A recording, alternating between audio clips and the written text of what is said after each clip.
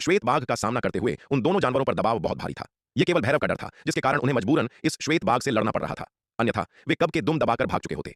शार्दूल यानी उस श्वेत बाघ के रक्तवंश का दबाव उन पर इतना जबरदस्त था कि वे थर थर कांप रहे थे।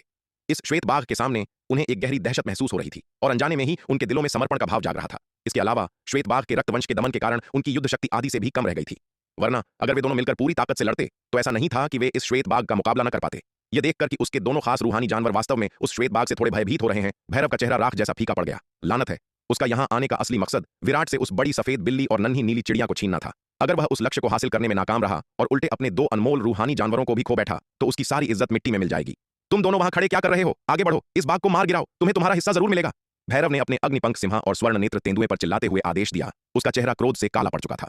भैरव की दहाड़ सुनकर अग्निपंख सिंहा और स्वर्ण नेत्र तेंदुए ने बिना किसी हिचकिचाहट के तुरंत शार्दूल पर फिर से हमला कर दिया। भैरव के रूहानी जानवर होने के नाते उनकी जान उसके हाथों में थी और वे उसकी मर्जी के खिलाफ जाने की हिम्मत नहीं कर सकते थे। इसलिए भले ही वे श्वेत बाघ से बेहद डरते थे, उनके पास अपनी जान हथेली पर रखकर लड़ने के अलावा कोई चारा नहीं था। गनीमत यह थी कि भले ही श्वेत बाघ के दबाव के कारण उनकी ताकत दब गई थी, लेकिन उनकी साधना और शारीरिक शक्ति कम नहीं हुई थी। केवल लड़ने का जज्बा और प्रभाव कम हुआ था। इसलिए भले ही वे श्वेत बाघ द्वारा बुरी तरह पीटे जा रहे थे, लेकिन फिलहाल उनकी जान को कोई खतरा नहीं था। अरे ओ मूर्खों, मैंने तुम्हें अच्छी चेतावनी दी थी, लेकिन तुम नहीं माने। तुम्हें इसी विनाश के रास्ते पर चलना था, तो अब मेरी बेराहम मार का बुरा मत मानना। शार्दूल ने यह देखकर ठंडी सांस ली। दहाड़! शार्दूल ने आसमान की ओर मुंह करके एक जोरदार दहाड़ लगाई और अग्निपंख सिंहा व स्वर्ण नेत्र तेंदुए पर टूट पड़ा। जैसे जैसे लड़ाई आगे बढ़ी, अग्निपंख सिंहा और स्वर्ण नेत्र तेंदुआ और भी ज्यादा घबराते गए। उन्होंने महसूस किया कि यह श्वेत बाघ तो थकने का नाम ही नहीं ले रहा था, बल्कि हर पल के साथ उसकी ताकत बढ़ती ही जा रही थी। यह उनके लिए बिल्कुल अविश्वसनीय था। ऐसा कैसे हो सकता है? इतनी भीषण लड़ाई में यह श्वेत बाघ थकान का कोई संकेत क्यों नहीं दिखा रहा? भले ही उसके पास कितनी भी ऊर्जा हो, वह कभी न कभी तो खत्म होनी चाहिए थी। उन्हें यह अंदाजा नहीं था कि शार्दूल ने अपने पेट में आरोहण लोक के मध्य स्तर वाले एक विशाल विषधर ड्रैगन को निगल रखा था। लड़ाई जितनी भीषण होती, शार्दूल को उस विषधर ड्रैगन की शक्ति को पचाने में उतनी ही मदद मिलती। शार्दूल जो भी ताकत इस्तेमाल कर रहा था, वह उसी विषधर ड्रैगन से आ रही थी। जब तक उस विषधर ड्रैगन की शक्ति पूरी तरह खत्म नहीं हो जाती, शार्दूल अनिश्चित काल तक लड़ सकता था। और वह विषधर ड्रैगन कोई साधारण जीव नहीं था, वह हजारों मील लंबा एक प्राचीन प्राणी था। उसमें समाहित ऊर्जा इतनी आसानी से खत्म होने वाली नहीं थी। उस विषधर ड्रैगन की ऊर्जा के सहारे शार्दूल आसानी से पूरे 1 साल तक भीषण युद्ध लड़ सकता था। थकान की इस लड़ाई में शार्दूल को कोई नहीं हरा सकता था। इसलिए अगर कोई अनहोनी न हुई तो अग्निपंख सिंहा और स्वर्ण नेत्र तेंदुआ अंततः थक हार कर शार्दूल के हाथों मारे जाने वाले थे। जबकि शार्दूल कहर बरपा रहा था, दूसरी तरफ नीलिमा ने भी इस जोश में आकर अपना असली रूप धारण कर लिया और एक विशाल नीली चिड़िया में बदल गई, जिसने एल्डर केदार और उनके रूहानी जानवर पर जोरदार हमला बोल दिया। एल्डर केदार पहले ही नीलिमा के हमलों से जूझ रहे थे। अब जब नीलिमा ने अपना असली रूप दिखाया तो उसकी युद्ध शक्ति तुरंत कई गुना बढ़ गई, जिससे एल्डर केदार भारी खतरे में पड़ गए। हालांकि एल्डर केदार की ताकत लौह पर्वत संप्रदाय के प्रमुख प्रवीण सिंह से कहीं ज्यादा थी, लेकिन तब से अब तक नीलिमा की ताकत भी काफी बढ़ चुकी थी। भले ही उनके पास आरोहण लोक के मध्य स्तर का रूहानी जानवर था, एल्डर केदार की ताकत उस नन्ही नीली चिड़िया के हमलों को झेलने के लिए काफी नहीं थी।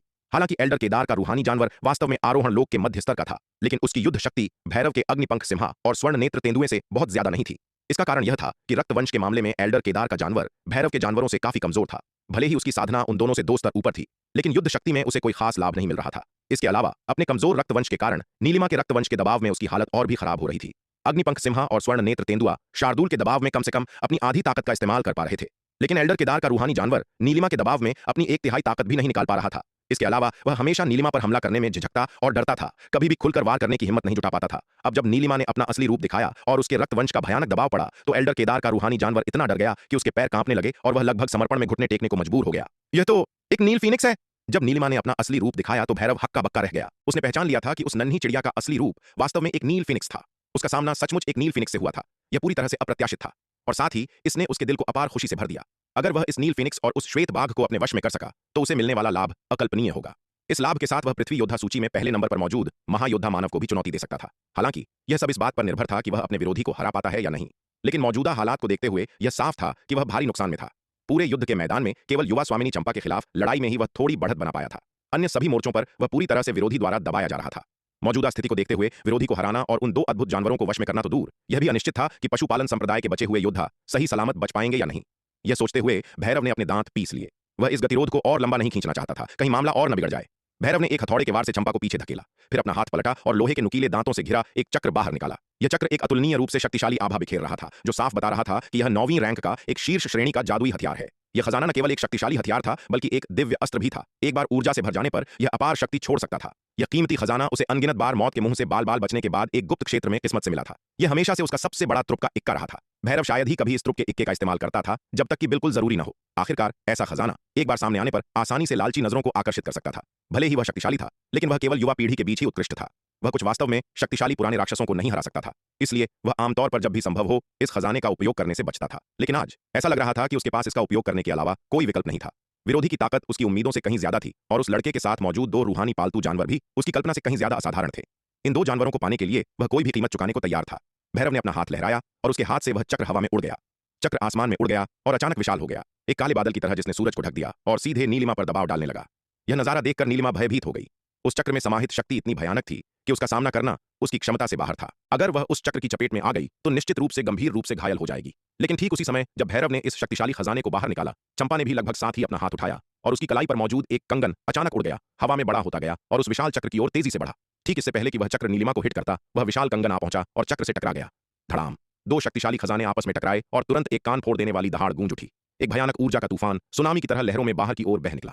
यह नजारा देखकर भैरव हैरान रह गया। उसे उम्मीद नहीं थी कि चंपा के पास भी ऐसा उच्च स्तरीय शक्तिशाली खजाना होगा। और तो और चंपा के हाथ में मौजूद यह खजाना भी एक दिव्य अस्त्र ही था। शक्ति के मामले में चंपा का खजाना उसके चक्र हथियार से किसी भी तरह कम नहीं था। जादुई कंगन को छोड़ने के बाद चंपा ने अब अपनी शक्ति नहीं छिपाई। उसने अपनी लंबी तलवार म्यान में रख ली और कंगन का उपयोग करके उसे भैरव की ओर दे मारा। यह देखकर भैरव के पास अपने दो हथौड़ों को म्यान में रखने और चंपा के कंगन का मुकाबला करने के लिए अपने चक्र के आकार के जादुई हथियार का उपयोग करने के अलावा कोई विकल्प नहीं था। दोनों पक्षों द्वारा ऐसे शक्तिशाली हथियारों का उपयोग करने के साथ चंपा पर भैरव की बढ़त पूरी तरह से गायब हो गई। अब उनकी जीत पूरी तरह से उनके हथियारों की शक्ति पर निर्भर थी, या शायद इस बात पर कि किसके पास ज्यादा आध्यात्मिक पत्थर थे। दोनों पक्षों द्वारा ऐसे उच्च स्तरीय हथियारों को निकालने के साथ लड़ाई की तीव्रता एक बार फिर बढ़ गई। जबकि भैरव और अन्य पशुपालन संप्रदाय के योद्धा युवराज युवान के निवास के ऊपर विराट और उसके समूह के साथ भीषण लड़ाई में लगे हुए थे, वरुण प्रांत के शिविर में एक कमजोर और बूढ़ा व्यक्ति पहुंचा। इस बूढ़े व्यक्ति के पास एक बहुत ही शक्तिशाली आभा थी, जो यह दर्शाती थी कि वह आरोहण लोक के अंतिम चरण का एक शक्तिशाली विशेषज्ञ था। पितामह, आप आखिरकार आ ही गए। लोह पर्वत संप्रदाय का प्रमुख प्रवीण सिंह उस बूढ़े व्यक्ति का स्वागत करने के लिए अपने निवास से बाहर आया। उसकी आंखों में तुरंत आंसू भर आए। यह बूढ़ा व्यक्ति कोई और नहीं बल्कि लोह पर्वत संप्रदाय का पूर्वज पितामह पृथ्वीराज था। प्रवीण, वह छोटा जानवर कहाँ है जिसका तुमने जिक्र किया था? पितामह पृथ्वीराज ने प्रवीण सिंह की ओर देखा और ठंडे स्वर में कहा। इस बार लोह पर्वत संप्रदाय ने इतने सारे आरोहण लोक के विशेषज्ञों को खो दिया था, जिससे संप्रदाय की जीवन शक्ति को गंभीर नुकसान पहुंचा था। यह अज्ञात था कि लोह पर्वत संप्रदाय को उभरने में कितने साल लगेंगे। यह भी संभव था कि इस घटना के कारण लोह पर्वत संप्रदाय पूरी तरह से नष्ट हो जाए। जब उसे प्रवीण सिंह का संदेश मिला तो पितामह पृथ्वीराज का गुस्सा पहले से ही उबाल पर था। इस बार वह युमेश शाही शहर में यह सुनिश्चित करने आया था कि वह छोटा जानवर जिसने लोह पर्वत संप्रदाय को इतना भारी नुकसान पहुंचाया था, बिना कफन के मरे। पितामह, वह छोटा जानवर इस समय पशुपालन संप्रदाय के युवा मालिक भैरव और उसके विशेषज्ञों के खिलाफ लड़ रहा है। देखिए वहां। प्रवीण सिंह ने युमेश शाही शहर के सुरक्षा व्यूह द्वारा अलग किए गए एक स्थान की ओर इशारा किया। तुमने क्या कहा? वह पशुपालन संप्रदाय के युवा मालिक भैरव और उसके विशेषज्ञों के खिलाफ लड़ रहा है?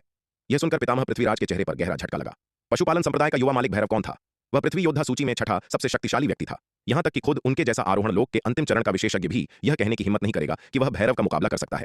जी हाँ, उस छोटे जानवर के युमेश शाही शहर में काफी दुश्मन हैं, जिनमें से एक पशुपालन संप्रदाय भी है। प्रवीण सिंह ने जल्दी से कहा। तड़ाक! प्रवीण सिंह ने अपनी बात पूरी भी नहीं की थी कि उसे चेहरे पर एक जोरदार तमाचा पड़ा। क्या तुम्हारे दिमाग में गोबर भरा है? तुम किसी ऐसे व्यक्ति को उकसाने की हिम्मत करते हो जो पशुपालन संप्रदाय के युवा मालिक भैरव से लड़ सकता है? पितामह पृथ्वीराज ने प्रवीण सिंह की नाक की ओर इशारा किया।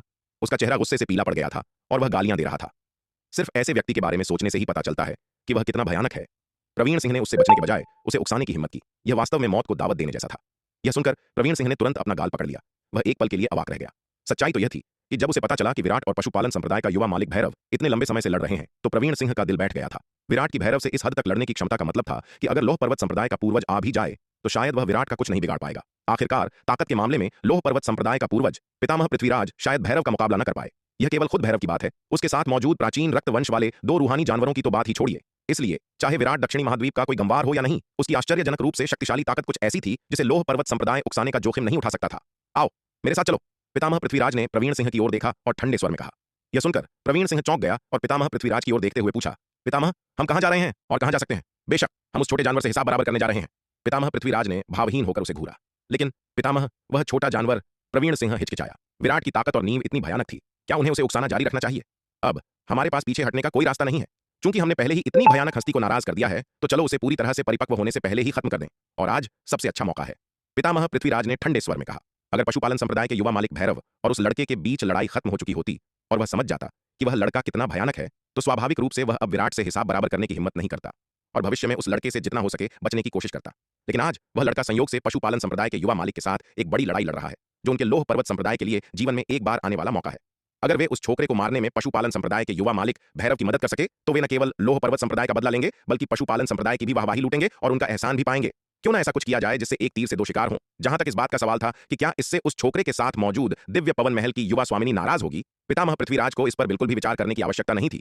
यदि वह आज सफल हो जाता तो लोह पर्वत संप्रदाय के पास दो शक्तिशाली समर्थक होते, वरुण प्रांत और पशुपालन संप्रदाय। फिर दिव्य पवन महल से डरने की क्या बात थी? पितामह पृथ्वीराज के शब्दों को सुनकर प्रवीण सिंह ने तुरंत अपने पूर्वज का मतलब समझा और बार बार सिर हिलाते हुए कहा, पितामह सही कह रहे हैं, तो हमें देर नहीं करनी चाहिए और तुरंत चलना चाहिए। इसके साथ ही वे दोनों वरुण प्रांत के अड्डे से निकल पड़े और युवराज युवान के निवास की ओर उड़ चले। हालांकि युवराज युवान के निवास के आसपास की जगह को युमेश राजवंश के सुरक्षा व्यूह द्वारा अलग कर दिया गया था, लेकिन युमेश शाही शहर के ऊपर भयानक लड़ाई का कोहराम अभी भी कानों को बहरा करने वाला था। खासकर जब भैरव और चंपा ने युद्ध में अपने अपने 9वीं रैंक के शीर्ष श्रेणी के खजाने निकाले तो हंगामा आश्चर्यजनक था। पूरे युमेश शाही शहर में धरती हिला देने वाली दहाड़ों का सिलसिला गूंज उठा। जब पितामह पृथ्वीराज और प्रवीण सिंह युद्ध के मैदान को अलग करने वाले प्रकाश स्तंभ के किनारे तक उड़े तो स्तंभ ने उन्हें क्षेत्र में प्रवेश करने से नहीं रोका। यह स्पष्ट रूप से युमेश शाही परिवार के रवैये को दर्शाता था। वे केवल युद्ध के झटकों को अन्य क्षेत्रों में फैलने से रोकने के लिए युद्ध के मैदान को अलग करने के लिए जिम्मेदार थे, लेकिन वे दोनों पक्षों के बीच झगड़े में हस्तक्षेप नहीं करेंगे। वे किसी को भी युद्ध में शामिल होने से नहीं रोकेंगे। प्रकाश स्तंभ द्वारा अलग किए गए क्षेत्र में प्रवेश करने के बाद पितामह पृथ्वीराज और प्रवीण सिंह ने युद्ध के दृश्य पर एक नजर डाली और तुरंत विराट को निशाना बनाया, जो योगेश और कर्ण से लड़ रहा था। ए छोटे जानवर, आज तू गया। तूने मेरे लोह पर्वत संप्रदाय के इतने विशेषज्ञों को मारा है, आज मैं सुनिश्चित करूंगा कि तुझे कफन भी नसीब न हो। प्रवीण सिंह ने खून से लाल आंखों से विराट को घूरा, दांत पीसते हुए बोला। यह देखकर भैरव बहुत खुश हुआ। ईश्वर मेरी मदद कर रहा है। मुझे उम्मीद नहीं थी कि इस नाजुक मोड़ पर इतनी शक्तिशाली सहायता मिलेगी। भैरव ने जल्दी से कहा, सीनियर पृथ्वीराज, संप्रदाय प्रमुख प्रवीण, अगर आप दोनों आज उस छोकरे को मारने में मेरी मदद करते हैं तो मैं, युवा मालिक, बाद में आपको निश्चित रूप से भारी इनाम दूंगा। वह बहुत विनम्र भी हो गया था, अन्यथा आमतौर पर प्रवीण सिंह जैसा कोई व्यक्ति दूसरी बार देखने लायक भी नहीं होता। भैरव के शब्दों को सुनकर पितामह पृथ्वीराज बहुत खुश हुए। युद्ध के मैदान में प्रवेश करने के तुरंत बाद उन्होंने विराट पर हमला नहीं किया था। इसका कारण ठीक यही था कि वे भैरव के शब्दों का इंतजार कर रहे थे। युवा मालिक भैरव, आप बहुत दयालु हैं। यह छोटा जानवर हमारे लोह पर्वत संप्रदाय का बहुत बड़ा दुश्मन है। हम उसे खत्म करने के लिए ही यहाँ आए हैं। पितामह पृथ्वीराज ने भैरव को झुककर प्रणाम किया, बहुत विनम्रता से बोलते हुए। हालांकि वह भैरव के यह कहने का इंतजार कर रहा था, फिर भी उसे विनम्र शब्द कहने पड़े। बहुत अच्छा, आज इसे एक एहसान समझो जो मुझे तुम्हारे लोह पर्वत संप्रदाय का चुकाना है। यह सुनकर भैरव ने संतोष के साथ सिर हिलाया। तुम दो दुष्ट मेरे युवा मालिक को छूने की हिम्मत करते हो? अगर तुमने उसे एक उंगली भी लगाने की हिम्मत की तो मेरा दिव्य पवन महल तुम्हारे लोह पर्वत संप्रदाय को नष्ट कर देगा। चंपा उनकी बातचीत सुनकर बेहद बेचैन हो गई और पितामह पृथ्वीराज और प्रवीण सिंह पर चिल्लाई। इस समय उसने असामान्य रूप से उन्हें धमकाने के लिए दिव्य पवन महल का नाम लिया। जैसे ही वह बोली, उसने अपने जादुई कंगन को नियंत्रित किया और उसे पितामह पृथ्वीराज और प्रवीण सिंह की ओर दे मारा। निश्चिंत रहें आप दोनों, मैं भैरव आज की घटनाओं के सभी परिणामों को भुगतूंगा। मेरा पशुपालन संप्रदाय आपके लोह पर्वत संप्रदाय की सुरक्षा की पूरी गारंटी देता है और कभी भी आपके लोह पर्वत संप्रदाय को दिव्य पवन महल से प्रतिशोध का शिकार नहीं होने देगा। भैरव ने तुरंत उन्हें आश्वासन दिया। जैसे ही वह बोला, उसने अपने विशाल चक्र को पितामह पृथ्वीराज और प्रवीण सिंह पर चंपा के हमले को रोकने के लिए इस्तेमाल किया, जिससे चंपा उन्हें नुकसान न पहुंचा सके। उस स्थिति में यह बूढ़ा आदमी युवा मालिक भैरव को पहले ही धन्यवाद देता है। पितामह पृथ्वीराज ने भैरव को फिर से झुककर प्रणाम किया। वैसे भी उनके लोह पर्वत संप्रदाय ने विराट और इस युवा स्वामिनी को पूरी तरह से नाराज कर दिया था, इसलिए उन्हें थोड़ा और नाराज करने की परवाह नहीं थी। आज भैरव की मदद करने से उन्हें वास्तव में एक और शक्तिशाली समर्थक मिल जाएगा। बिना किसी और हिचकिचाहट के पितामह पृथ्वीराज और प्रवीण सिंह विराट की ओर उड़े और एक साथ उस पर हमला कर दिया। दो आरोहण लोक के विशेषज्ञों के भयानक हमलों को अपनी ओर आते देख विराट को अपनी रीढ़ में सिहरन महसूस हुई। दो आरोहण लोक के विशेषज्ञों के हमलों का सामना करते हुए, जिनमें से एक आरोहण लोक के अंतिम चरण का विशेषज्ञ था, उसके पास प्रतिरोध करने का कोई मौका नहीं था। भले ही वह नवनाग दिव्य अग्निढाल की नकल का उपयोग करता तो भी शायद यह बेकार होता। जबकि नवनाग दिव्य अग्निढाल की नकल शक्तिशाली थी, अपनी वर्तमान ताकत के साथ वह इसकी असली शक्ति को उजागर नहीं कर सकता था। यह प्रवीण सिंह जैसे मध्य चरण के आरोहण लोक के योद्धा को धमकाने में सक्षम हो सकती थी, लेकिन पितामह पृथ्वीराज जैसे अंतिम चरण के आरोहण लोक के विशेषज्ञ के सामने यह बिल्कुल अपर्याप्त थी। इतने जबरदस्त खतरे का सामना करते हुए जीवित रहने का एकमात्र तरीका उस हरे वस्त्र वाले लड़के को कार्रवाई करने देना था। अफसोस, उसने कभी सोचा भी नहीं था कि उसे अपने त्रुप के इक्के के रूप में उस हरे वस्त्र वाले लड़के का उपयोग करने के लिए मजबूर होना पड़ेगा। विराट ने पूरी तरह से लाचार महसूस किया। वह वास्तव में तब तक हरे वस्त्र वाले लड़के के अस्तित्व को उजागर नहीं करना चाहता था जब तक कि बिल्कुल आवश्यक न हो, क्योंकि एक बार जब ऐसी प्राचीन दिव्य तलवार सामने आ जाती तो यह अपार लालच को आकर्षित करती। यहां तक कि दिव्य विकास लोक के पुराने राक्षस भी उसे शिकारी की नजरों से देख सकते थे, जिससे उसकी स्थिति अनंत गुना अधिक खतरनाक हो जाती। ठीक उसी समय जब विराट नाग पाताल तलवार नाग को बाहर निकालने वाला था, इस नाजुक मोड़ पर अचानक एक विशाल हाथ जिसने आसमान को ढक लिया दक्षिणी आकाश से नीचे आया। यह विशाल हाथ सीधे युमेश शाही शहर के सुरक्षा व्यूह द्वारा बनाए गए प्रकाश कवच पर जा गिरा। धड़ाम! युमेश शाही शहर के सुरक्षा व्यूह द्वारा बनाया गया प्रकाश कवच इस विशाल हाथ के प्रहार से तुरंत चकनाचूर हो गया। युमेश शाही महल के अंदर आरोहण लोक के कई शाही बुजुर्ग जो युमेश शाही शहर के सुरक्षा व्यूह की अध्यक्षता कर रहे थे, अचानक एक शक्तिशाली झटके से टकराए और उनके मुंह से खून की उल्टियां हुई। स्पष्ट रूप से उन्हें इस झटके से भारी चोटें आई थीं। विशाल हाथ ने युमेश शाही शहर के सुरक्षा कवच को चकनाचूर करने के बाद पितामह पृथ्वीराज और प्रवीण सिंह को पकड़ने के लिए हाथ बढ़ाया। यह देखकर पितामह पृथ्वीराज और प्रवीण सिंह पूरी तरह से भयभीत हो गए। उन्होंने तुरंत विराट पर अपना हमला छोड़ दिया और उस विशाल हाथ के हमले का विरोध करने की सख्त कोशिश की। दुर्भाग्य से इस विशाल हाथ की शक्ति बहुत भयानक थी। पितामह पृथ्वीराज और प्रवीण सिंह के पूरी ताकत से किए गए हमले उस विशाल हाथ को गुदगुदाने जैसे थे। वे उसे रत्ती भर भी नहीं हिला सके। यह देखकर पितामह पृथ्वीराज और प्रवीण सिंह डर गए और जान बचाने के लिए भागने लगे, लेकिन वे जल्दी ही उस विशाल हाथ की चपेट में आ गए जिसने आसमान को ढक लिया था और उन दोनों को पकड़ लिया। सीनियर, मेरी जान बख्श दो। पितामह पृथ्वीराज उस विशाल हाथ में जकड़ा हुआ था, हिलने डुलने में असमर्थ और भयभीत होकर कांपती हुई आवाज में दया की भीख मांग रहा था। जिस व्यक्ति ने उस पर हमला किया था वह निश्चित रूप से अर्धचरण दिव्य विकास लोक का एक शीर्ष स्तरीय विशेषज्ञ था। अन्यथा यहां तक कि एक चरम आरोहण लोक का विशेषज्ञ भी उसे पूरी तरह से शक्तिहीन करने में सक्षम नहीं होता। जान बख्श दूं, अब तुम्हें दया की भीख मांगना याद आया? जब तुमने हमारे दिव्य पवन महल के दामाद पर हमला किया तो क्या तुमने परिणामों के बारे में नहीं सोचा? क्षितिज से एक ठंडी और कर्कश आवाज आई। सीनियर, मैंने युवा मालिक पर हमला नहीं किया। अगर आप मुझे 100 जिंदगियां भी देते तो भी मैं युवा मालिक पर हमला करने की हिम्मत नहीं करता। मैंने केवल उस छोकरे पर हमला किया था। मैंने युवा मालिक के सिर के एक बाल को भी नुकसान पहुंचाने की हिम्मत नहीं की। पितामह पृथ्वीराज ने जल्दी से सफाई दी। अपनी जान बचाने के लिए वह खुद को नीच व्यक्ति कहने में भी नहीं हिचकिचाया। हम्फ, वह हमारे दिव्य पवन महल का दामाद है। उस पर हमला करना हमारे दिव्य पवन महल पर हमला करने के बराबर है। यह एक अक्षम्य अपराध है। आवाज ने फिर से ताना मारा। बिना किसी और बात के उस आवाज ने उस विशाल सर्वव्यापी हाथ से पितामह पृथ्वीराज और प्रवीण सिंह को जकड़ लिया और अपनी पकड़ मजबूत कर दी। पितामह पृथ्वीराज और प्रवीण सिंह ने अपनी ओर एक अतुलनीय रूप से भयानक बल आते हुए महसूस किया। नहीं, पितामह पृथ्वीराज पूरी तरह से निराशा में चिल्लाया। उसे उम्मीद नहीं थी कि युमेश शाही शहर में आने के इतनी जल्दी बाद उसे इतनी विनाशकारी आपदा का सामना करना पड़ेगा। अगर उसे पता होता कि ऐसा होगा तो वह युमेश शाही शहर नहीं आता। इस पल पितामह पृथ्वीराज के दिल में पछतावे की एक भारी लहर उठी। दुर्भाग्य से पछतावे की कोई दवा नहीं है। एक कान फोड़ देने वाली दहाड़ के साथ उस विशाल हाथ के बल के तहत पितामह पृथ्वीराज और प्रवीण सिंह धूल में मिल गए, हवा में बिखर गए। पितामह पृथ्वीराज और प्रवीण सिंह को कुचलने के बाद उस सर्वव्यापी हाथ ने मुड़कर एल्डर केदार और उनके रूहानी जानवर को पकड़ने के लिए हाथ बढ़ाया। एल्डर केदार और उनका रूहानी जानवर उस भारी हाथ के सामने पूरी तरह से शक्तिहीन थे और उसकी पकड़ में आसानी से कुचल दिए गए। युवा मालिक, मुझे बचाओ! एल्डर केदार ने उस विशाल हाथ की पकड़ में आतंक में भैरव को पुकारा, लेकिन इससे पहले कि वह कोई आवाज भी निकाल पाता, हाथ ने उसे एक ही शक्तिशाली वार से कुचल दिया। उसे पितामह पृथ्वीराज और प्रवीण सिंह की तरह धूल में बदल दिया, जो आकाश में बिखर गई। यह नजारा देखकर भैरव का दिल बैठ गया। इस भारी हाथ की शक्ति वास्तव में भयानक थी। अपने 9वीं रैंक के शीर्ष स्तरीय जादुई हथियार के साथ भी वह इसके सामने पूरी तरह से शक्तिहीन था। सीनियर, दिव्य पवन महल के एक एल्डर के रूप में आप कमजोरों को नहीं सता सकते और मुझ पर हमला नहीं कर सकते। उस विशाल हाथ को देखकर जिसने पितामह पृथ्वीराज, प्रवीण सिंह और एल्डर केदार को कुचल दिया था, मुड़कर उस पर फिर से हमला करते हुए भैरव भयभीत हो गया और चिल्लाया, हम ए छोटे छोकरे, जब तूने मेरे युवा मालिक को सताया तो तूने इस परिणाम के बारे में क्यों नहीं सोचा? आकाश में गूंजती आवाज ने फिर से ताना मारा। सीनियर, भले ही मैं युवा मालिक के साथ मुकाबला कर रहा हूं, यह हमारे साथियों के बीच की लड़ाई है। दिव्य पवन महल के एक एल्डर के रूप में आप एक जूनियर पर हमला नहीं कर सकते, अन्यथा यह दांव संघ के नियमों को तोड़ देगा। भैरव चिल्लाया। भैरव के शब्दों को सुनकर आकाश में मौजूद आवाज ने फिर से ताना मारा, लेकिन उस विशाल हाथ ने अंततः उस पर हमला नहीं किया। अगले ही पल एक बैंगनी आकृति चमकी और अकल्पनीय गति के साथ भैरव के सामने आ पहुंची। जब बैंगनी आकृति रुकी तो हर कोई स्पष्ट रूप से देख सकता था कि यह बैंगनी कपड़े पहने एक युवा और सुंदर महिला थी। अरे ओ छोकरे, तुझे लगता है कि तू दांव संघ के नियमों का हवाला देकर मुझे डरा सकता है? बैंगनी कपड़ों वाली महिला ने भैरव की ओर देखा और ताना मारा। महिला के भारी दबाव में भैरव भयभीत था और एक भी शब्द बोलने की हिम्मत नहीं कर सका। उसे लगा कि महिला का दबाव उनके पशुपालन संप्रदाय के संप्रदाय प्रमुख से भी कहीं अधिक भयानक था। जब बैंगनी कपड़ों वाली महिला दिखाई दी तो अखाड़े में सारी लड़ाई रुक गई। बचे हुए पशुपालन संप्रदाय के योद्धा सभी एक तरफ दुबक गए। बैंगनी कपड़ों वाली महिला की आंखों में देखने की हिम्मत नहीं कर रहे थे, इस डर से कि अगर उन्होंने उसे नाराज किया तो वह गुस्से में उन्हें कुचल देगी। आप एल्डर योगिता हैं? चंपा ने बैंगनी कपड़ों वाली महिला को ऊपर से नीचे तक देखा और काफी देर बाद हिचकिचाते हुए पूछा, क्या हुआ छोटी बच्ची, मुझे नहीं पहचाना? बैंगनी कपड़ों वाली महिला ने यह सुनकर चंपा की ओर पलकें झपकाईं और कुछ गर्व से कहा, क्या आप सच में एल्डर योगिता हैं? आप इतनी जवान कैसे हो गईं? चंपा ने बैंगनी कपड़ों वाली महिला को देखा। उसका चेहरा अविश्वास से भरा था। उसके सामने खड़ी यह बैंगनी कपड़ों वाली महिला वास्तव में बहुत ही कम उम्र की थी, जो 20 साल से ज्यादा की नहीं लग रही थी। पहले की तुलना में वह कम से कम आधी उम्र की लग रही थी। हाँ हाँ छोटी बच्ची, बातें बनाना तो कोई तुमसे सीखे। बैंगनी कपड़ों वाली महिला यह सुनकर मुस्कुरा उठी और चंपा के सिर को सहलाते हुए बोली, छोटी बच्ची, अब जब मैं इतनी जवान हो गई हूं तो क्या तुम मुझे अपनी बड़ी बहन नहीं मानोगी? एल्डर योगिता मजाक कर रही हैं। चंपा यह सुनकर शर्मिंदा हो गई। एल्डर योगिता उसके गुरु की गुरु बहन थी। अगर वह एल्डर योगिता को अपनी बड़ी बहन मान लेती तो क्या वह गुरु से भी एक पीढ़ी बड़ी नहीं हो जाएगी? तब तो गुरु उसे कितना भी प्यार क्यों न करते हो, वे गुस्से में आकर उसकी पिटाई जरूर कर देंगे।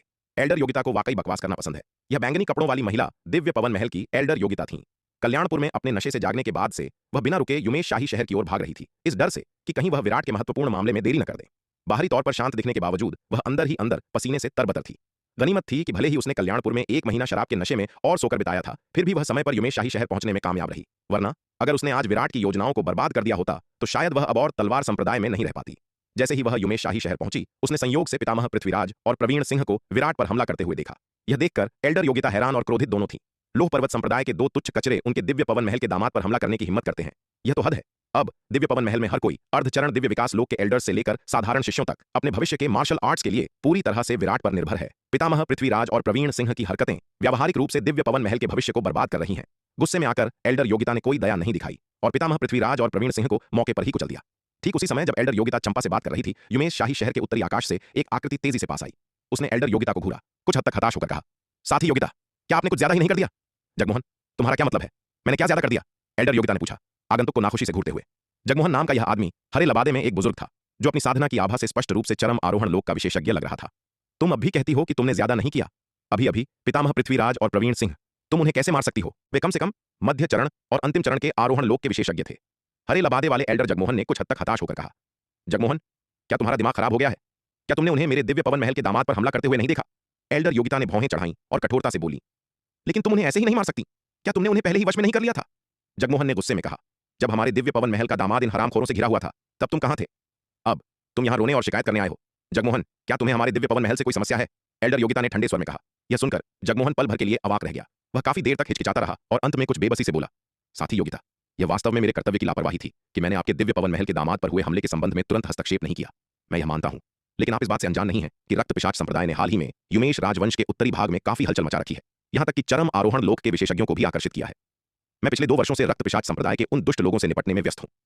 आप दांव संघ की मौजूदा स्थिति जानती हैं। हमारे पास बस इतनी जनशक्ति नहीं है। उत्तर में मामलों को निपटाने के बाद मैं जितनी जल्दी हो सका वापस आ गया। यह तुम्हारी समस्या है। वे 2 हरामखोर प्रतिष्ठित आरोहण लोक के विशेषज्ञ होने के नाते हमारे दिव्य पवन महल के दामाद पर हमला करने की हिम्मत करते हैं। वे मरने के ही लायक हैं। यहां अपनी सांस मत बर्बाद करो। अगर तुम मुझे इस तरह परेशान करते रहे तो मैं तुम्हें भी पीटूंगी। एल्डर योगिता ने उसे देखा और अधीरता से अपना हाथ लहराया। यह सुनकर जगमोहन को सिरदर्द महसूस होने लगा। यह महिला पहले से ही थोड़ी जिद्दी थी और अब जब उसकी साधना बहुत बढ़ गई है तो वह और भी अनियंत्रित हो गई है। यह मामला वास्तव में उसे सिरदर्द दे रहा है। वह केवल 3 साल से कम समय के लिए युमेश शाही शहर से दूर रहा है। यह इतना अराजक कैसे हो गया? उसने सुना कि पिछले 2 वर्षों में ही युमेश शाही शहर में कम से कम 10 आरोहण लोक के योद्धा मारे गए हैं। यह खबर मिलने पर उसने उत्तर में अपना काम खत्म किया और वापस भाग आया। लेकिन उसे उम्मीद नहीं थी कि युमेश शाही शहर लौटने पर वह 3 आरोहण लोक के विशेषज्ञों का पतन देखेगा। इसके अलावा इस मामले ने अब दिव्य पवन महल और पशुपालन संप्रदाय को इसमें घसीट लिया है। जगमोहन अपने बगल में खड़े विराट को देखे बिना नहीं रह सका। दिव्य पवन महल को दामाद कब मिला? हालांकि जब उसकी नजर विराट पर पड़ी तो वह दंग रह गया और फिर उसके चेहरे पर बेहद हैरान करने वाला भाव आ गया। तुम कौन हो, सूर्यवीर? वह चिल्लाया विराट को घूरते हुए। जगमोहन, लगता है आज तुम्हारा दिमाग वाकई खराब हो गया है। एल्डर योगिता यह सुनकर उसे घूरने से नहीं रह सकी। चिढ़कर बोली, अगर वह सूर्यवीर होता तो वह तुम्हें इतना जोर का थप्पड़ मारता कि तुम्हारी पतलून गीली हो जाती, बजाय इसके कि इन छोकरों को इस तरह उसे सताने देता। यह सुनकर जगमोहन ने अजीब तरह से अपना सिर खुजाया। वह सही थी। अगर यह बच्चा सूर्यवीर होता तो वह इन नौसिखियों द्वारा इस तरह कैसे घेरा और हमला किया जा सकता था। यहां तक कि उसके जैसा चरम आरोहण लोक का विशेषज्ञ भी शायद सूर्यवीर का एक तमाचा नहीं झेल पाता। साथी योगिता, तुम भविष्य में इतनी जल्दबाजी में काम नहीं कर सकती। दांव संघ को अभी जनशक्ति की सख्त जरूरत है। एक आरोहण लोक के विशेषज्ञ की मौत एक बड़ा नुकसान है। भले ही उन्होंने गलतियां की हों, तुम उन्हें अंधाधुंध नहीं मार सकती। जगमोहन ने एल्डर योगिता को देखा और जारी रखा, ठीक है बूढ़े जगमोहन, उस तरह का कचरा, बस उसे मार डालो और बात खत्म। इतना हंगामा क्यों? इस तरह का कचरा केवल तभी शातिर होता है जब वे कमजोरों को सता रहे होते हैं और ताकतवर से डरते हैं। क्या तुम्हें सच में लगता है कि हमें राक्षसों के आक्रमण का विरोध करने के लिए कचरे पर भरोसा करने की आवश्यकता है? युद्ध के मैदान में हमें आभारी होना चाहिए कि वे आत्मसमर्पण न करें और मानव जाति के गद्दार न बने। तुम उनसे राक्षसों का विरोध करने में मदद की उम्मीद करते हो? तुम क्या सोच रहे हो? रक्त पिशाच संप्रदाय में भी मानव योद्धा हैं। तुम उन्हें राक्षसों का विरोध करने में मदद करने के लिए क्यों नहीं कहते? एल्डर योगिता ने ताना मारा। मेरी राय में मानव जाति में व्यवस्था और धार्मिकता बहाल करने के लिए इन कचरों को पूरी तरह से साफ किया जाना चाहिए। कौन जानता है, इन कैंसर को दूर करने के बाद हमारी मानव जाति की एकता भी उच्च स्तर तक पहुंच सकती है।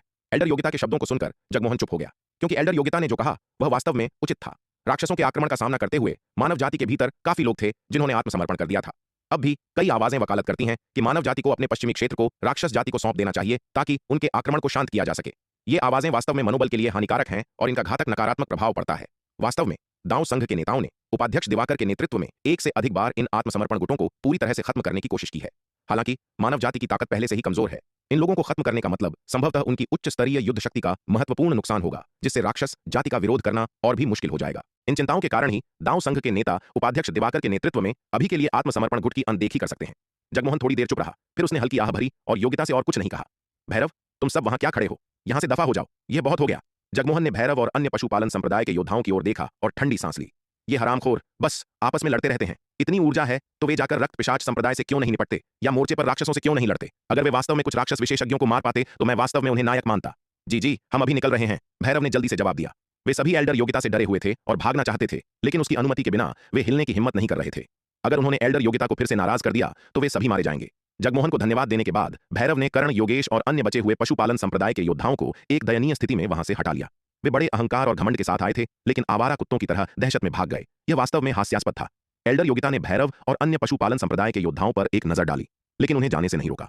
भले ही जगमोहन नहीं आया होता तो भी वह भैरव और अन्य पशुपालन संप्रदाय के योद्धाओं पर हमला नहीं करती। एल्डर केदार, जो पशुपालन संप्रदाय का एक आरोहण लोक का बुजुर्ग था, को मारना ठीक था। आखिरकार उस बूढ़े आदमी ने कमजोरों को सताया और कोई कुछ नहीं कह सकता था। लेकिन अगर वह भैरव और अन्य लोगों पर हमला करती तो इसे भी कमजोरों को सताने का नियम उल्लंघन माना जाता। इसके अलावा दिव्य पवन महल की एक प्रतिष्ठित अर्धचरण दिव्य विकास लोक की एल्डर के रूप में एल्डर योगिता का अपना स्वाभिमान था। वह वरुण महल के उन बेशर्म बूढ़ों की तरह नहीं थी जो अपनी स्थिति की परवाह किए बिना जूनियर्स पर हमला कर सकते थे।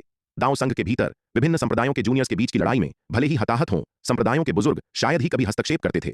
भले ही वे बदला लेना चाहते हों या इज्जत बचाना चाहते हों, वे केवल अपने संप्रदाय के जूनियर्स को ही कार्रवाई करने देते थे। कमजोरों को सताना बेहद दुर्लभ था, क्योंकि एक बार जब कमजोरों को सताने की घटना होती है और पता चलती है तो स्थिति काफी बदल जाती है। न केवल संप्रदाय की अपनी इज्जत खो जाएगी, बल्कि उसे विरोधी संप्रदाय से कड़े प्रतिशोध का भी सामना करना पड़ेगा।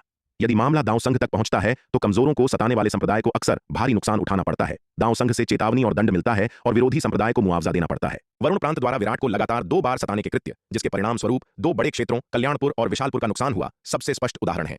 अगर आज केवल भैरव ही पशुपालन संप्रदाय के शिष्यों के एक समूह का नेतृत्व कर रहा होता और विराट को घेर रहा होता, बिना पितामह पृथ्वीराज, प्रवीण सिंह और एल्डर केदार के हस्तक्षेप के, भले ही विराट एक कठिन स्थिति में होता, एल्डर योगिता हस्तक्षेप करने में सक्षम नहीं होती। यह जूनियर्स के बीच की लड़ाई है और अगर वह एक एल्डर के रूप में हस्तक्षेप करती है तो उस पर कमजोरों को सताने का संदेह होगा।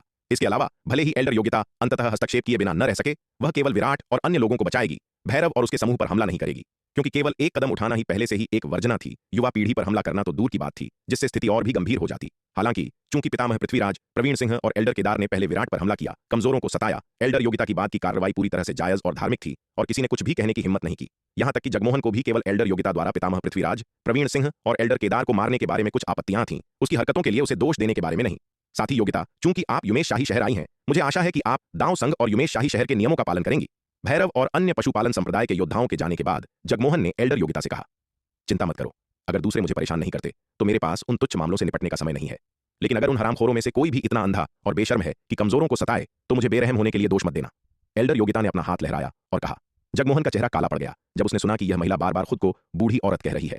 इस महिला ने वास्तव में उसे कोई सम्मान नहीं दिखाया। हालांकि अपनी नाराजगी के बावजूद जगमोहन एल्डर योगिता का कुछ नहीं बिगाड़ सकता था, क्योंकि वह वास्तव में उसकी वर्तमान ताकत को देखते हुए उसे हरा नहीं सकता था। अगर उसने उसे नाराज किया और पिट गया तो उसकी इज्जत मिट्टी में मिल जाएगी। जगमोहन सचमुच हैरान था। दशकों पहले उसने एल्डर योगिता को एक बार देखा था, जब वह केवल आरोहण लोक के अंतिम चरण में थी। केवल कुछ दशकों में उसने 2 लोकों को तोड़ दिया था और एक आश्चर्यजनक अर्धचरण दिव्य विकास लोक तक पहुंच गई थी। इसके अलावा अभी अभी उसकी ताकत को देखते हुए वह केवल एक साधारण अर्धचरण दिव्य विकास लोक विशेषज्ञ नहीं थी, बल्कि एक शीर्ष स्तरीय विशेषज्ञ थी जो सच्चे दिव्य विकास लोक के बेहद करीब थी। साधारण अर्धचरण दिव्य विकास लोक विशेषज्ञ शायद उसका मुकाबला न कर पाए। अगर और कुछ नहीं है तो मैं चलता हूं। जगमोहन, जो अब और नहीं रुकना चाहता था, ने एल्डर योगिता को विदाई में हाथ जोड़े। इस महिला की बातें सचमुच चिड़चिड़ी थीं। अगर वह उससे बात करता रहा तो जगमोहन को डर था कि वह गुस्से से आधा मर जाएगा। ठीक है, जाओ। एल्डर योगिता ने लापरवाही से अपना हाथ लहराया। जाने से पहले जगमोहन ने पीछे मुड़कर विराट को एक गहरी नजर से देखा। यह बच्चा सूर्यवीर जैसा दिखता था। क्या वे रिश्तेदार हो सकते हैं? क्या देख रहे हो? कभी कोई सुंदर लड़का नहीं देखा। मुझे चेतावनी न देने के लिए दोष मत देना। अगर तुमने हमारे दिव्य पवन महल के दामाद पर हाथ उठाने की हिम्मत की तो मुझे असभ्य होने के लिए दोष मत देना। एल्डर योगिता ने जगमोहन को घूरा और कहा। यह सुनकर जगमोहन के माथे पर काली लकीरें खिंच गईं। वह तुरंत मुड़ा और बिना एक शब्द कहे चला गया। अगर मैं तुमसे पंगा नहीं ले सकता तो कम से कम मैं तुमसे बच तो सकता हूं। एल्डर योगिता के उग्र शब्दों को सुनकर विराट शर्मिंदा हुए बिना नहीं रह सका। उसे पहले कभी यह ध्यान क्यों नहीं आया कि यह महिला इतनी मुखर हो सकती है। विराट, कैसा रहा? मैंने काफी अच्छा किया, है ना? जगमोहन के जाने के बाद एल्डर योगिता ने विराट के कंधे को थपथपाया, अपने आप से प्रसन्न होकर। हम आपकी मदद के लिए धन्यवाद सीनियर योगिता, विराट ने जबरदस्ती मुस्कुराते हुए कहा।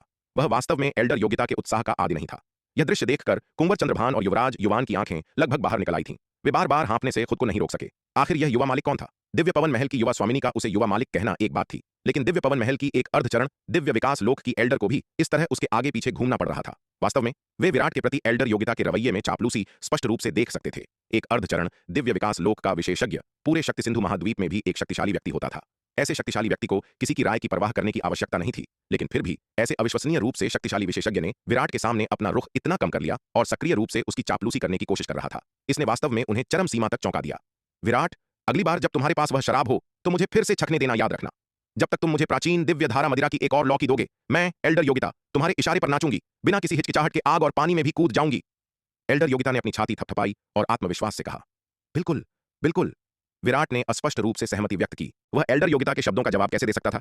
आखिरकार एल्डर योगिता दिव्य पवन महल की एक एल्डर थीं और चंपा की परदादी गुरु समान थीं। भले ही वह वास्तव में एल्डर योगिता को एक गुर्गे के रूप में इस्तेमाल करने का इरादा रखता हो, वह इसे खुले तौर पर नहीं दिखा सकता था। अन्यथा दिव्य पवन महल की स्वामिनी का चेहरा कहां होगा, चंपा का चेहरा कहां होगा? एल्डर योगिता के सीधे सादे शब्दों को सुनकर चंपा शर्मिंदा हुए बिना नहीं रह सकी और अपना सिर नहीं उठा सकी। सिर्फ एक लौकी शराब के लिए ग्रैंडमास्टर योगिता, क्या वास्तव में इतना नीचे गिरने की जरूरत है? चंपा के हाव भाव देखकर एल्डर योगिता ने तुरंत तिरस्कार में अपने होंठ सिकोड़ लिए। यह छोटी बच्ची क्या जानती थी? विराट की प्राचीन दिव्य धारा मदिरा कोई साधारण खजाना नहीं थी। अपनी मौजूदा स्थिति को देखते हुए एल्डर योगिता को यकीन था कि अगर उसे प्राचीन दिव्य धारा मदिरा की एक और लौकी दी जाए तो वह निश्चित रूप से दिव्य विकास लोक को तोड़ सकती है। एक बार जब वह दिव्य विकास लोक में प्रवेश कर जाएगी तो वह व्यावहारिक रूप से पूरे शक्ति सिंधु महाद्वीप में स्वतंत्र रूप से घूम सकती है। अगर वह दिव्य विकास लोक में प्रवेश कर सकती है तो थोड़ी सी इज्जत क्या मायने रखती है? क्या इज्जत से पेट भरता है? क्या यह उसे दिव्य विकास लोक में प्रवेश करने में मदद कर सकती है? यदि अन्य योद्धाओं को पता होता कि विराट की प्राचीन दिव्य धारा मदिरा कितनी चमत्कारी है तो उसकी चापलूसी करने के लिए लोगों की भारी भीड़ लग जाती।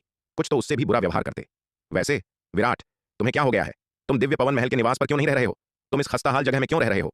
क्या इसलिए कि निवास का प्रबंधन करने वाली वह बूढ़ी औरत तुम्हारे साथ बुरा व्यवहार कर रही है? रुको, मैं जाकर उसे सबक सिखाती हूं और तुम्हारा बदला लेती हूं। एल्डर योगिता ने कहा, दिव्य पवन महल के निवास की ओर उड़ने के लिए मुड़ते हुए। हालांकि इससे पहले कि वह निकल पाती, दिव्य पवन महल के निवास का प्रबंधन करने वाली मध्य चरण आरोहण लोक की एल्डर सुजाता जल्दी से आ गई और एल्डर योगिता को झुककर प्रणाम किया और कहा, प्रणाम एल्डर योगिता। फिर वह मुड़ी और चंपा को झुककर प्रणाम किया और कहा, प्रणाम युवा स्वामिनी।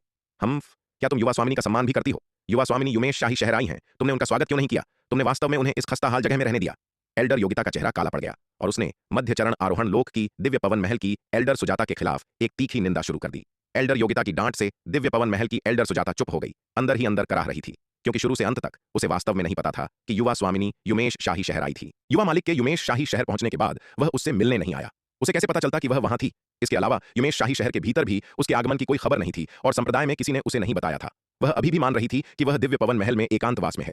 युमेश शाही शहर में दिव्य पवन महल की उपस्थिति का प्रबंधन करने वाली एल्डर के रूप में वह दिव्य पवन महल वापस नहीं लौटी थी और उसकी आंतरिक स्थिति से बहुत परिचित नहीं थी।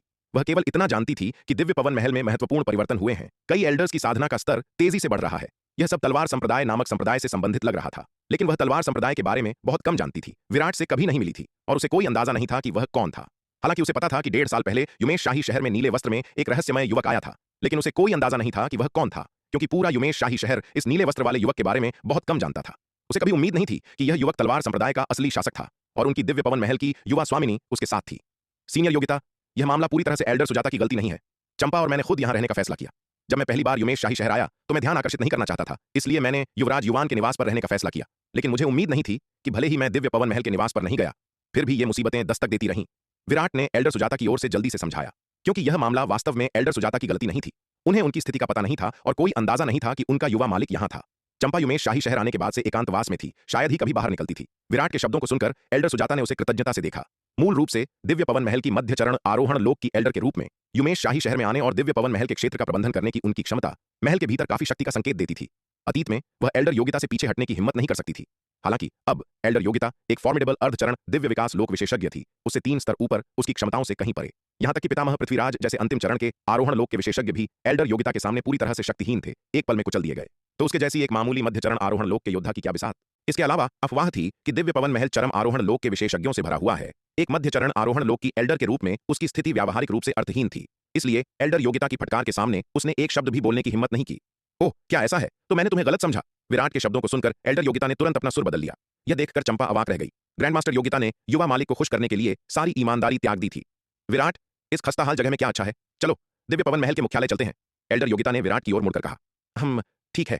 विराट ने एक पल के लिए संकोच किया, फिर अंत में सिर हिलाया।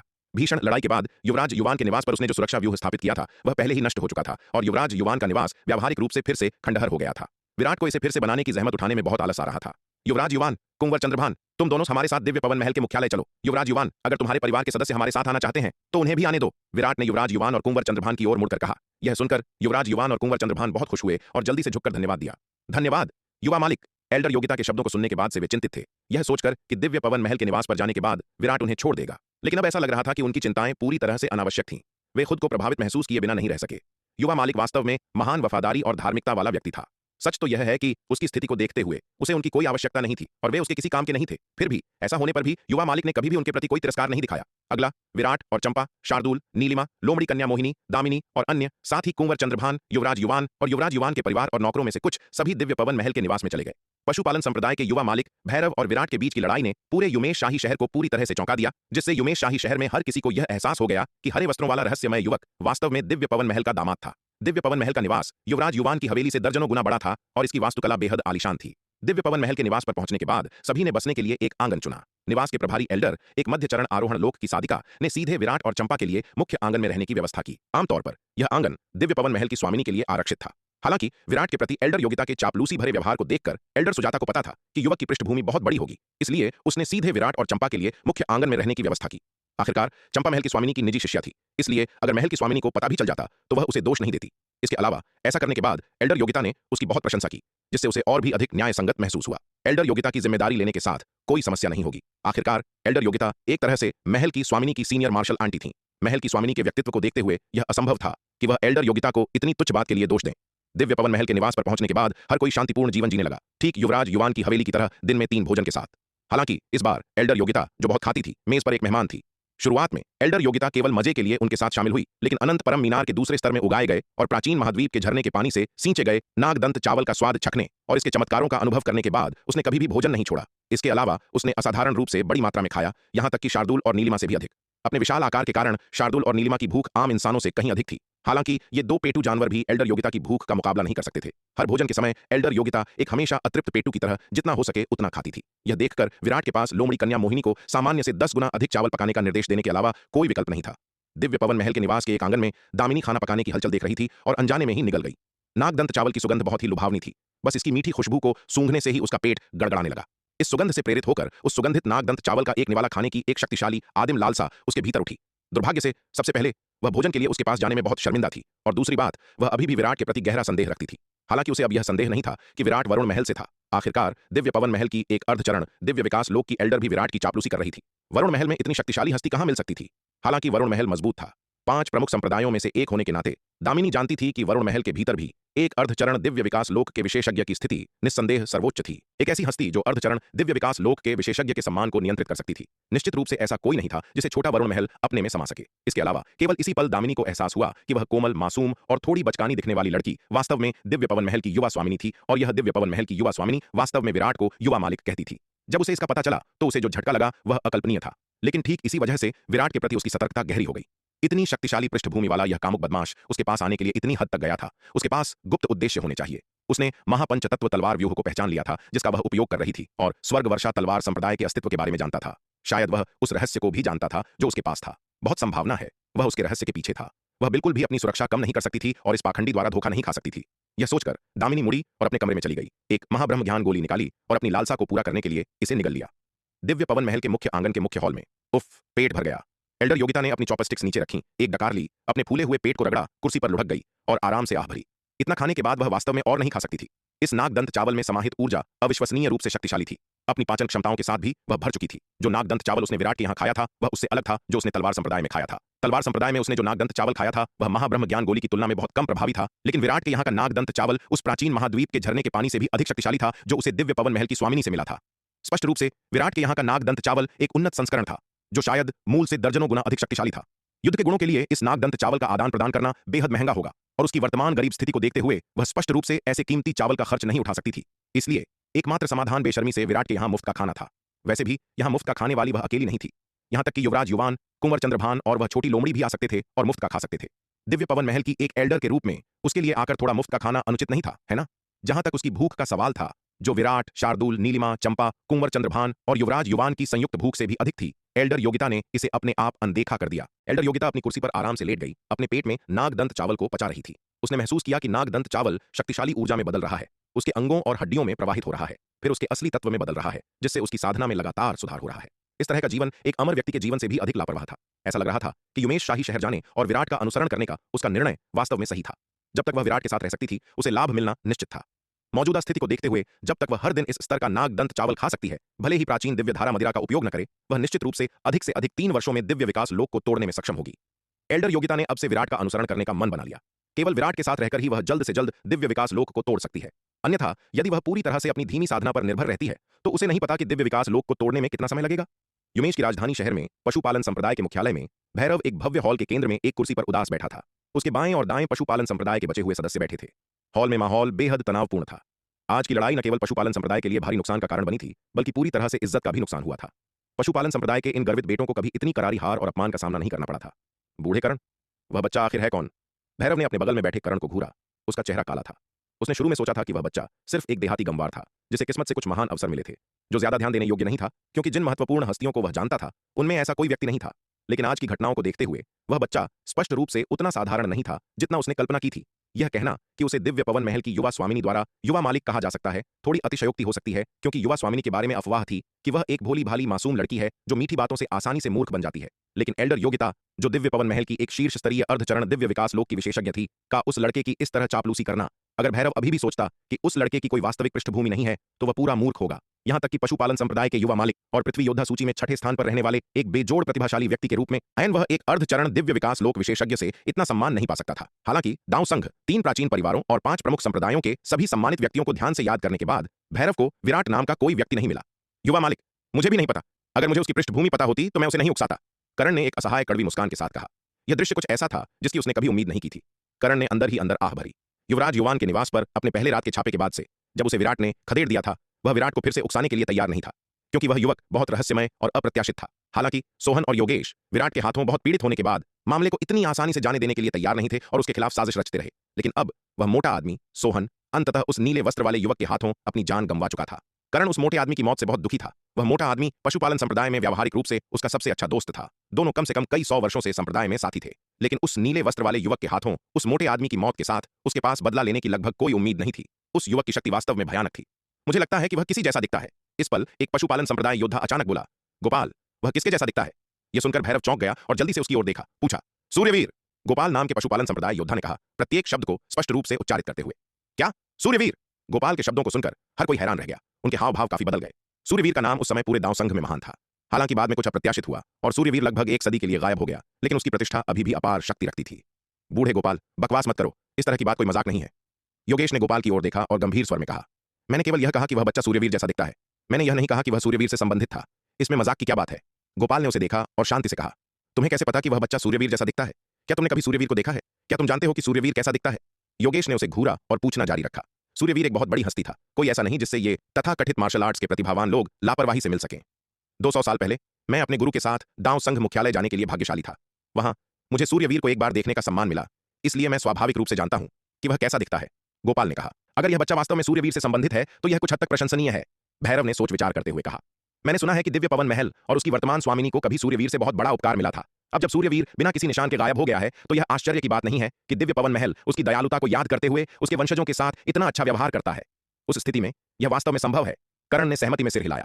इसके अलावा मैंने सुना है कि उस बच्चे का उपनाम वास्तव में विराट है। तो यह मामला लगभग निश्चित है।